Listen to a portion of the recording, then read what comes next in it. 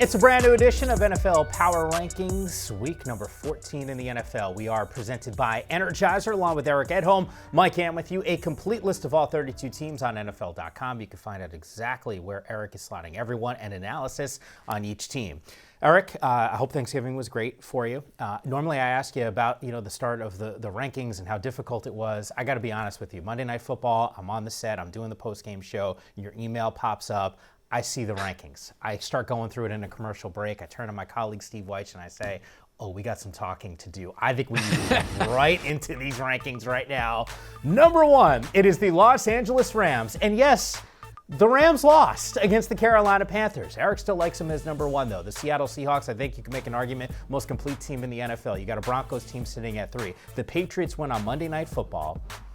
They have the most wins in the NFL, and they are 4th in Eric's rankings. We will discuss that. The Packers at 5. The Chicago Bears, don't look now. They're on the rise, moving up 5 spots. They are inside the top 8 at number 6. We got the Colts, who are sliding down 3 spots to 7, and the San Francisco 49ers still in the thick of things in maybe the best division in the NFL. Don't look now.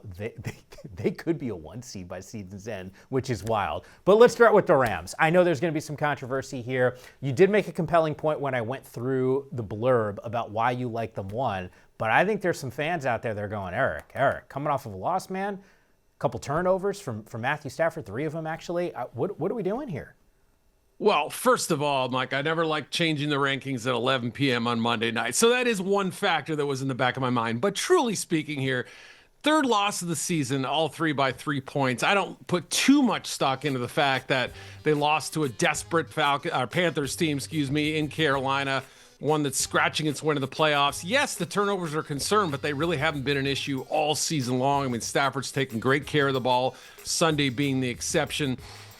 And they could run the football against them too. That was the one thing that kind of caught my eye. So there is a formula that is forming here, and I guess further proof that there may not be a truly elite team in this league. It's going to be whoever gets hot in January, I think, has the best chance to win it. But, without that pick 6, obviously without that late fumble, I think they win that game, and we have no arguments whatsoever, even with a close shave win. So, again, ifs, ands, or buts and all that, but I still believe in this team. I still think they're going to win the division, win the top seed in the NFC, and good for Carolina for getting a massive victory, but I'm sticking by my Rams for now.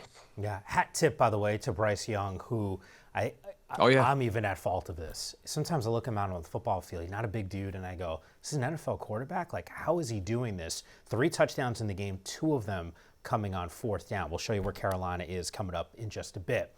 Time now for Future Champions. It is presented by FanDuel. Let's take a closer look at the odds to win the AFC West. The Broncos right now still the favorite, minus 550. The Chargers behind that, plus 550. Kansas City, this has been a rough go, plus 2,700. And the Raiders, they can't technically get it done, so no odds for them to get there. The Broncos sitting at number 3. It's the same position as last week.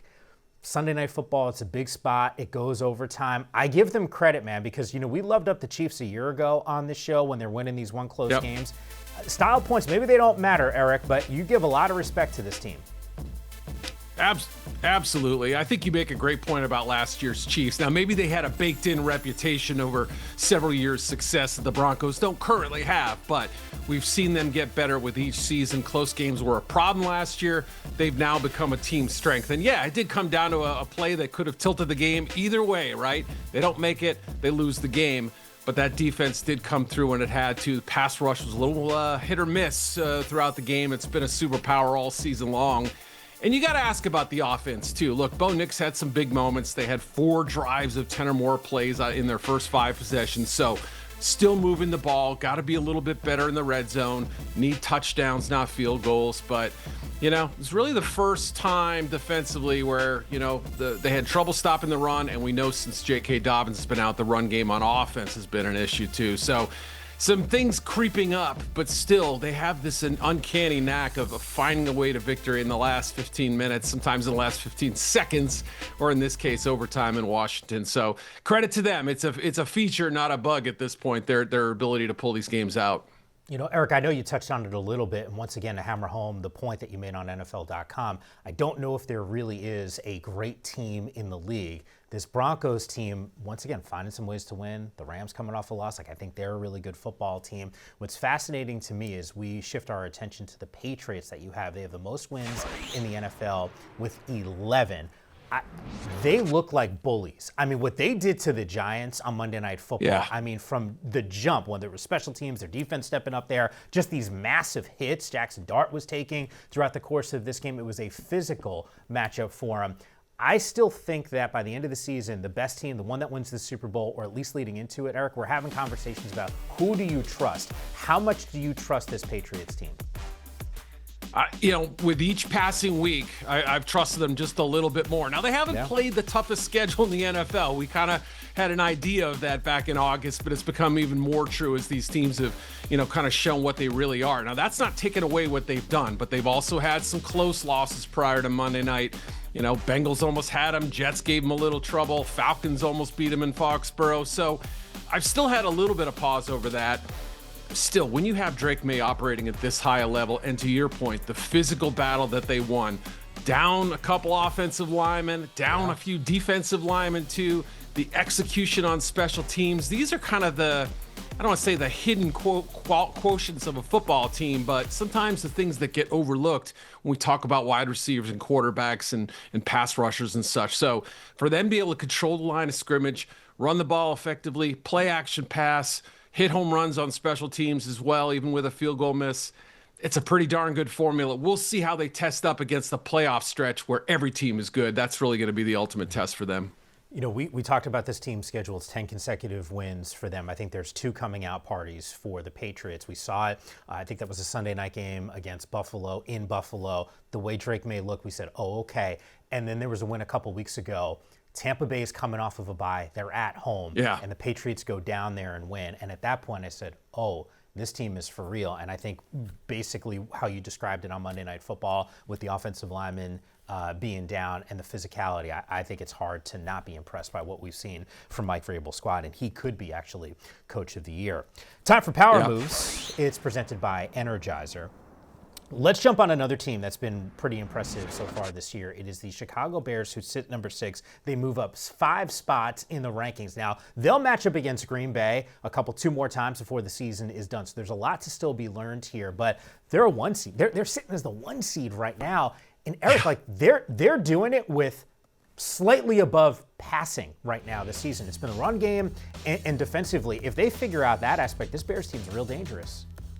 You're right. It's not like they've been bad in the past game. There've just been too many misconnections, and there's been a more reliable run game. And, their defenses continue to make plays even while giving up yards and such. But, I understand Sunday why they continue to run the ball. They, as I said in my write-up for NFL.com, that offensive line looked like a Macedonian phalanx up front. It was the most impressive O-line performance I've seen, at least in terms of run blocking, in a long time. And to have it come against an Eagles front that's been really, really good, I thought spoke volumes. This was the big win they needed, hence the big jump. And they still made big plays in the pass game. You saw that sort of Loveland, obviously the 4th down touchdown as well to clinch the game. So we know they're capable of fireworks in the passing game. We know they theoretically could get better on defense. If they do, watch out. I mean, this team is all of a sudden fascinating, and maybe we're talking about Bears-Patriots Super Bowl, right? 2 first-year head coaches. What has it been, 40 years since they met down in New Orleans? That would be a fun matchup, but both teams are playing their best football and getting it done and winning a ton of games. I was doing the pregame and the postgame on Black Friday, and Ben Johnson had made a comment, and I think it's really telling. He said, we haven't even hit our ceiling right now this season. And I think, Eric, that hits the nail on the head for what you're just describing. And we're seeing this offense and this team get better as the season goes on. And there's got to be confidence with all these 1-score games, these late, tough battles down the stretch, and they're figuring out ways to muscle in some victories. So a lot of respect to what Chicago has been able to accomplish so far this season. I'm starting to get a little concerned about the Indianapolis Colts. They dropped 3 spots here. Sauce Gardner, the good news, not a serious Achilles injury for him. Expect to see him at some point. He's not going to go on IR, but they put the chips in the middle of the table before the trade deadline. They said, hey, we're going to need some help here. What do I make of what I've seen from the Colts these last couple weeks? If we're being honest with ourselves, Mike, 7th is a pretty generous ranking right now. Agreed. Like, if you just watch them the last 3-4 games, I don't think you'd put them any higher than 17th, right? I mean, it's been a very average football team in a lot of respects, even as close as Sunday's tight game was in a huge divisional matchup. You know, could have gone either way, theoretically, right? They had the ball, they had a chance, but couldn't get it done. And the the reduction in offensive strength, I would say, has been a big problem. You know, not having those big plays in the past game. Daniel Jones playing through this broken fibula, or this break in his fibula, that I think has taken a little bit of juice out of his legs. It's taken a little bit of juice out of his arms. We know it starts from the legs on up when you're throwing the ball. You know, he made some good throws Sunday too, but asking this Colts defense without Sauce now for a few weeks to sort of carry the load or steady things, I think is asking a little bit too much. It's a good unit, but I don't know that it's a great unit. And so I have my share of concerns too, and I'm really worried about where this team is heading. A couple weeks ago, we're saying 1 seed. Now we're saying, are we sure they're in the playoffs? They probably are, but at this point, I don't think any guarantees. This is a team that started 7-1. Real quick here, Eric, do you think they win this division? The way Houston's been playing, they have great opportunity. Obviously, Sunday, huge matchup against the Jaguars. They're a wild card team in terms of, like, you never know what you're going to get, and their best days are really good. I'm not pushing any money forward on that one right now.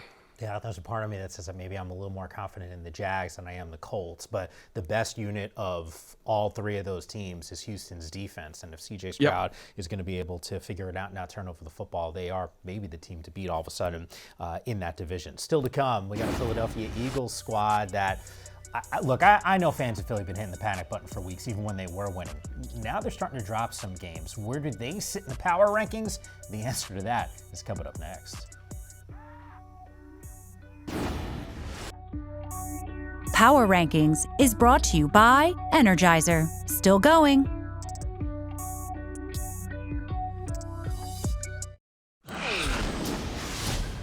Back here on Power Rankings, taking a look at teams 9 through 16. The Buffalo Bills move up 1 spot with that win against the Steelers, an 8-4 record. They're at number 9.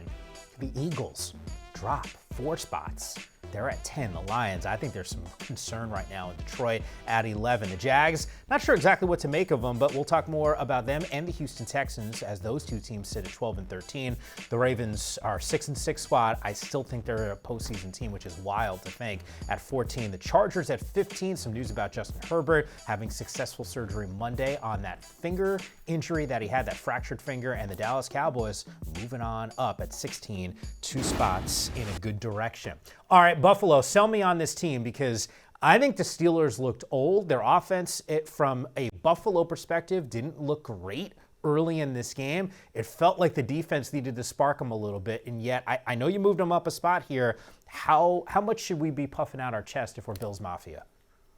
Yeah, I mean, at this point, with the Bills having performed the way they have this season, up, down, sideways, what have you, I'll take a game where they end up winning on the road by multiple touchdowns when the ground game is successful, especially given that both their starting offensive tackles were out. I think that's sort of the umbrella we've got to put over this performance. Yeah, the passing game wasn't great.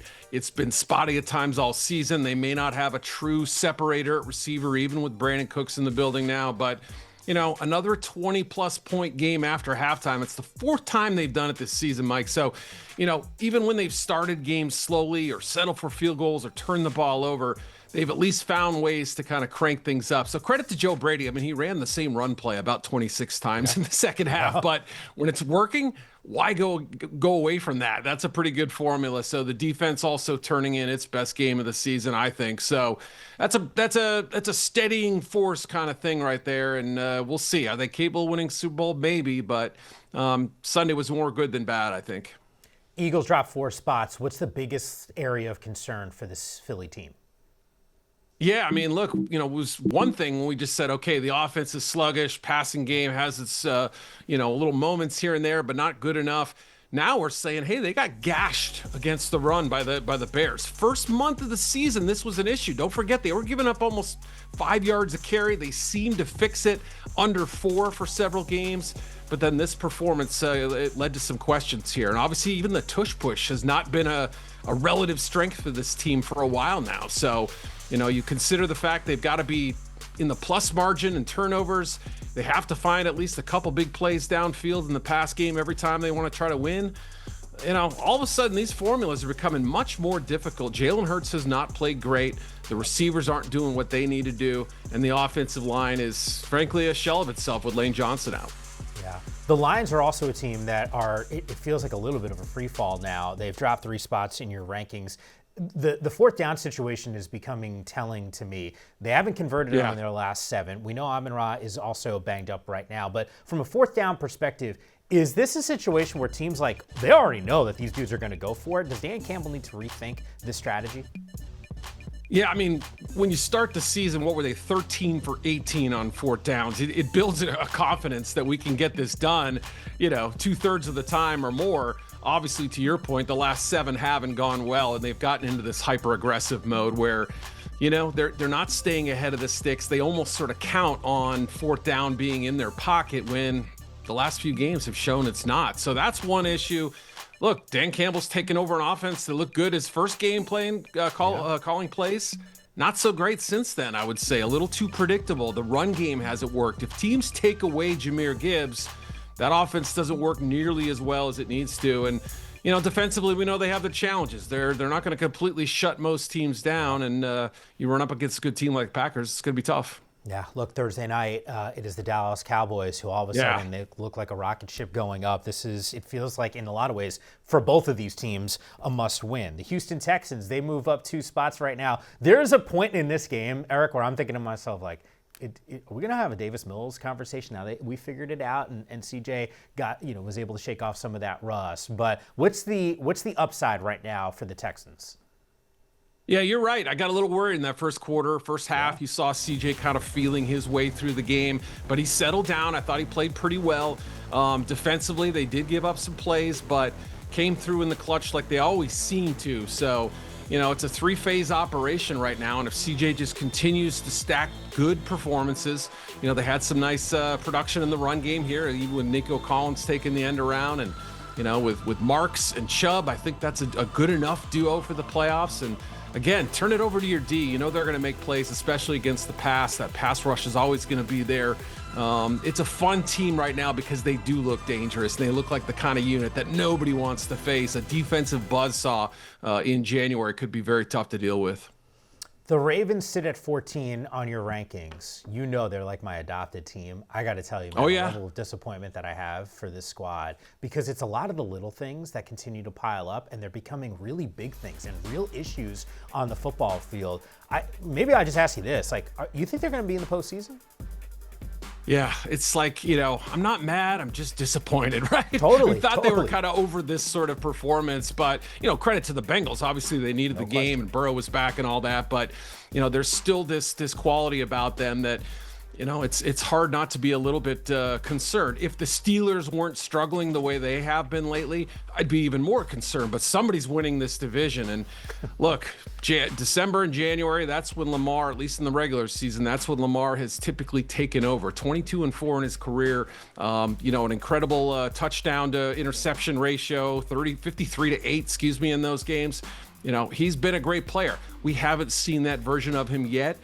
I don't know if the calendar turning to the next month is going to make a difference, but he's got to elevate his play, and the defense has to get back to the way they were, even before this game. The last several games before it looked pretty good. Thursday was a different story, though.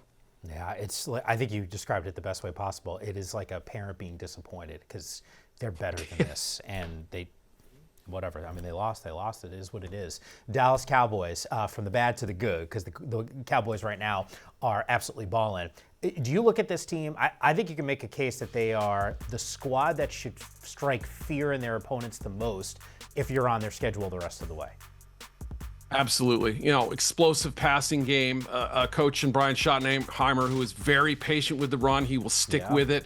And God forbid they get a lead on you, right? He'll keep going back to it. But for me, the biggest improvement has been defensively since Quinnen Williams arrived. DeMarvion Overshown is back now, but that young defensive line seems energized. Donovan Ezriaku has been great lately. Sam Williams, Diggy Zua, they've all seemed kind of like a fire has been lit underneath them too. So, it's not going to be perfect on that side of the ball, but if they can attack and keep games close and hold teams to field goal, get an occasional turnover. That's a win for me defensively because we know what they're capable of putting up points-wise. So fun team. Maybe they're catching Detroit at the right time, too. This is going to be an absolute banger on Thursday, and I can't wait to see how they finish out the season. Are they in the playoffs?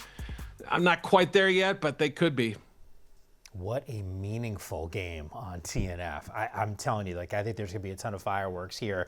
And there's a part of me that says Dallas is going to be able to handle business. We got coverage on NFL Network, by the way, before the game and, of course, after the game. You know why I know that, Eric? Because I'm doing that show on Thursday. Yes, I'm actually and I'll be there too. To it. Still to come here on Power Rankings, the Carolina Panthers. A week ago on Monday Night Football, I'm like, yeah, we're going to leave the squad for dead. And then they go and beat the Rams. Where do they sit in the rankings? And by the way, we haven't even name-checked the Chiefs just yet so far, and Joe Burrow's team scored a win. Where do all three of those sit in the Power Rankings? The answer to that is coming up next.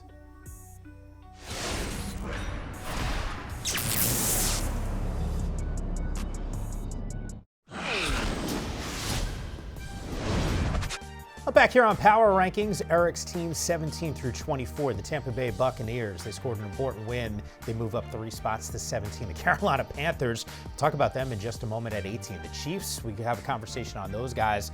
They dropped 7 spots down to 19. I did not think there was a world that existed where they'd fall to this point, but that's where we are. The Steelers at 20, the Dolphins at 21. We got a Cincinnati team that moved up 3 spots at 22. The Commanders, despite a loss, also moved up 3 spots to 23, and the Atlanta Falcons sitting at 24. All right, it's time for Team of the Week presented by Truist. Let's focus in on team number 18 right now, and that is the Carolina Panthers. I mentioned this before we got to the break there. Monday Night Football against the Niners. I'm like, hey, this don't look good, and didn't think they'd be able to respond. But that's exactly what we saw here. How impressed were you with this win against the Rams? Yeah, first of all, their season has been one of the strangest resumes for any team you could ever imagine. Blowout losses, shocking wins, everything in between. But, for them to come out and be as assertive and decisive offensively, running the ball, and also, yes, Bryce throwing the ball too, that's been the biggest improvement, I would say, or the biggest difference between them having a disappointing game and being successful. When they've struggled, the common denominator has been not putting enough points up. They've been better defensively on the whole than last year when they were the worst scoring defense in league history. So a little too hot and cold for my liking, but the fact is Bryce has responded several times this season, and they still got a chance. They gave themselves a chance to keep fighting for that playoff spot, and good for them. Yeah. Are you done with the Chiefs at this point? This is an admittedly unfair ranking here. If you just looked at their blind resume without a win-loss record there, you'd see that they're better than last year's team in several metrics. They have 10 more touchdowns than their opponents, but the record is the record, and that reflects into how much work they have to do to win in the playoffs. What did Andy Reid say? They're going to tickle our tonsils. I'll believe it when I see it, and I hope they do. I love the story if they get in, but they've got a ton to do still and some tough games remaining. I just feel like it's not going to be in the cards this year. The Steelers dropped 4 spots. First place on the line in Baltimore this weekend. Fans at home are chanting, "Fire Mike Tomlin." What are we talking about here? I guess it is as bad as I saw against Buffalo. What's the level of concern regarding this team being able to make a run? Oh, it's massive, right? I mean, obviously they can cure their ills by winning this game and kind of taking care of business, calming everything down. But it feels right now like everything is kind of caving in. If the Ravens didn't struggle Thursday, I might feel a little worse even. But we'll see. This game, we'll know a lot about their future after Sunday. The Cincinnati Bengals, we haven't talked about this team in a long time on Power Rankings. They move up 3 spots in the rankings. Joe Burrow is back. He's dealing. You think there's a playoff run here? I mean, they've got to win out pretty much, and that doesn't even guarantee they're in the playoffs. But what a story it would be! Teams starting 3-8 are 0 for 102 in the league's history, at least since 1990, making the playoffs. Granted, a little longer season now with 17 games, but they can get it done. They can win this game Sunday and then the next one, and they'll be in much better position than I think a lot of people realize. But if they could have pulled off 1 or 2 of these earlier games, I'd feel a lot better about it. I know. At Buffalo, by the way, imagine they win that game. Where are the Bills sitting in your power rankings? Then it's Baltimore, at Miami, Arizona, and Cleveland, just to level set the expectations for the Cincinnati Bengals. The rest of the rankings, Minnesota, That was tough with Max Rosmer. 25 in the rankings. The Arizona Cardinals at 26. Gang Green moving up a couple spots to 27. The Browns at 28. The Giants losing on Monday Night Football. Some big hits that Jackson Dart took at 29. It's the Saints, the Titans, and the Raiders that wrap up 30, 31, and 32. Eric, I cannot wait to do this with you again next week. A huge matchup. It all kicks off week number 14 in the NFL on Thursday. Thanks for watching Power Rankings.